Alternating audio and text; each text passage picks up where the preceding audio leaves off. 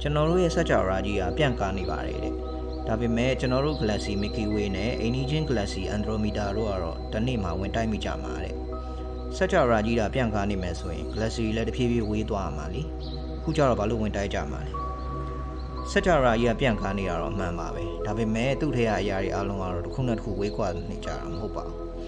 စัจ java ပြန်ကားမှုဟာ Hubble law အရတစ်ခုနဲ့တစ်ခုအလင်းနှစ်ပေါင်းမီလီယံဘီလီယံချီကွာဝေးတဲ့ Galaxy အစုတွေပေါ်မှာတက်ရောက်တာဖြစ်ပြီးတော့တင်းငယ်တဲ့ Galaxy လေးတွေများစွာပါဝင်တဲ့ Galaxy အစုတစ်ခုစီအတွင်းမှာတော့ Galaxy တွေကအချင်းချင်းဆွဲငင်နေကြပါတယ် Galaxy တစ်ခုနဲ့တစ်ခုကြားတူတောင်းတဲ့အကွာဝေးကြောင့်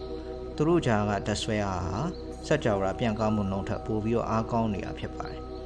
Milky Way နဲ့ Andromeda Galaxy နှစ်ခုကြားဓာတ်ဆွဲအားကလည်းစัจ java ပြန်ကားနှုန်းထက်ပိုအားကောင်းတာကြောင့်ဒီ Galaxy နှစ်ခုဟာအချင်းချင်းဆွဲငင်ပြီးတော့တဖြည်းဖြည်းနီးကပ်လာကြတာဖြစ်ပါတယ်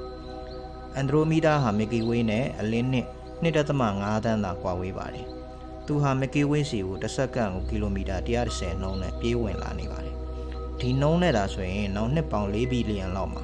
Galaxy နှစ်ခုဟာဝင်တိုက်ပြီးတော့ပေါင်းစည်းသွားကြမှာဖြစ်ပါတယ်။အဲ့ခါကျရင်သူတို့ဟာ Galaxy တစ်ခုတည်းအဖြစ်ပေါင်းစည်းသွားကြမှာဖြစ်ပါတယ်။သူ့ကိုတော့ Andromeda လို့နာမည်တော်မှကြိုပေးထားကြပါတယ်